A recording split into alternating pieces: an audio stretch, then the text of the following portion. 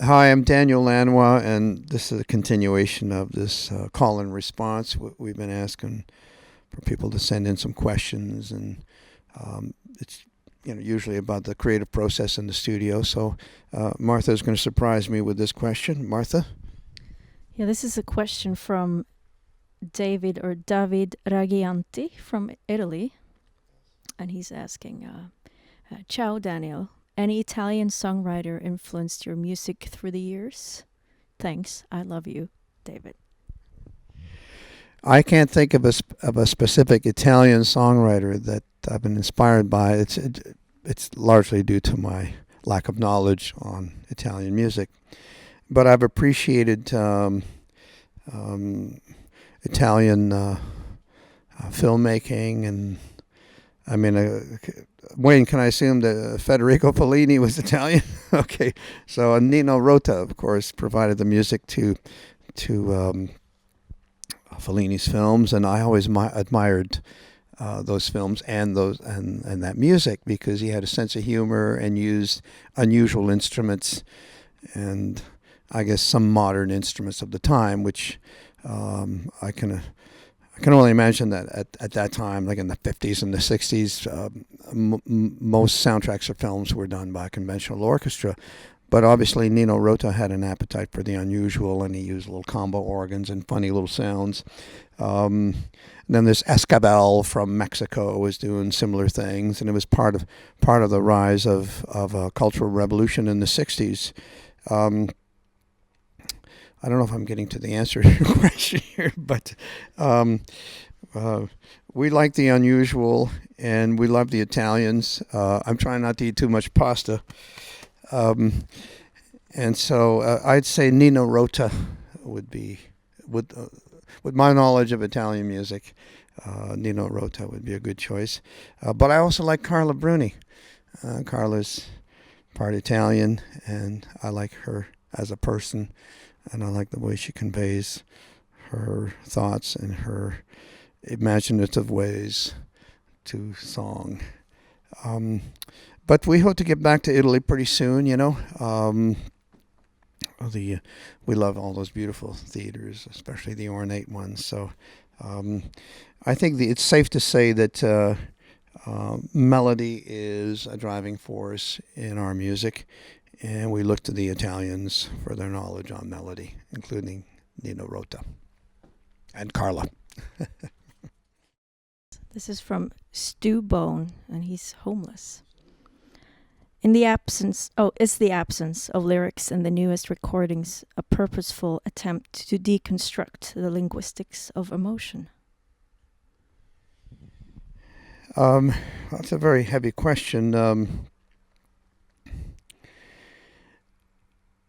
I wanted to be freed of the lyrical part of things for the making of this record because it points us in a certain direction if it's to be lyric driven. Therefore, the lyrics become the center of the picture. And I've been enjoying music that reaches people and touches their hearts um, without such a specific message. That doesn't mean to say that I don't appreciate lyric. Um, and lucky for me, I've worked with some great lyricists, including Bob Dylan. And so I'm never going to stray too far away from that part of what we do. But there is a freedom to be had um, when I'm fully devoted to my sonics. And it means that I will put all of the effort that I would normally put in lyric, I put into other components of the music. And they speak as loudly as voices, and they say as much as words. Um, and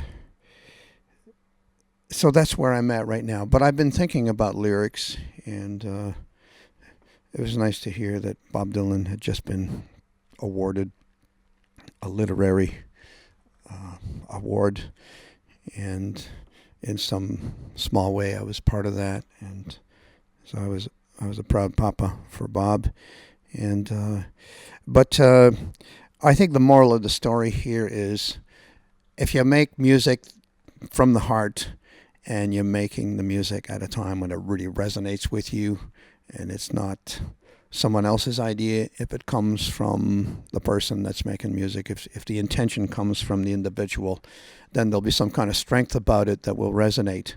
And I think if something is strong and is true in its sentiment, then it will speak many languages. But we will get back to the lyrics sometime soon. Thank you. Okay, this question is from Espen Jørgensen from Norway. He's asking, are you recording to tape at all anymore? I still have all my tape machines, but the multi-track that I'm using currently is a Radar. It's a great Canadian machine, and why did we do that? It's very fast and convenient.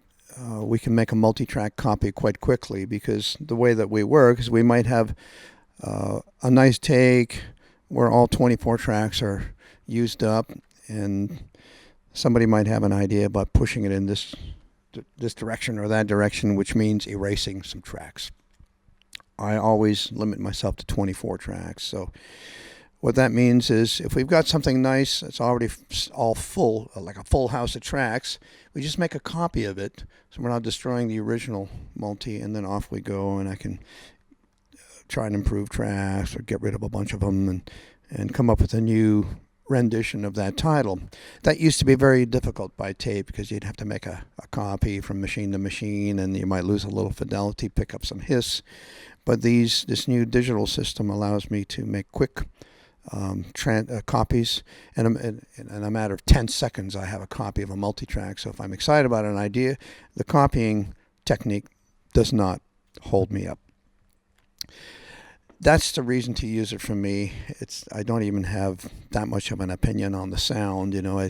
I've listened to records that we made back in the day on analog, and they sound fantastic, and some of the new works are also great. So I think just almost everything else that happens in the studio is more significant than the carrier itself. You can think of it, to use a photographic analogy. The stock of film that you use, it will not decide on your subject matter. So, should you be in the country, or you're doing portraits and blah, blah, blah. It's not about, geez, you didn't get a good portrait because you use Agfa rather than Kodak, or you use a digital camera rather than something else. So there's a lot that gets said about analog and digital, but it's only a carrier, man. It is not your subject matter. It is not your performance. It is not your processing. It is not your Les Paul guitar, your beautiful Steinway piano. It is not any of that. None of that has ever changed for us. We keep our personnel, we keep our instruments, we keep adding to the toolbox. We don't exclude new technology, but we don't throw away our old lenses. And so that's it. I still have my tape machines, and we sometimes mix to a half-inch. We might do a half-inch print of a title, and if that seems to have a little bit better bottom or punch, then let it be. So there it is. I think I've said enough on it. Thanks a lot, brother.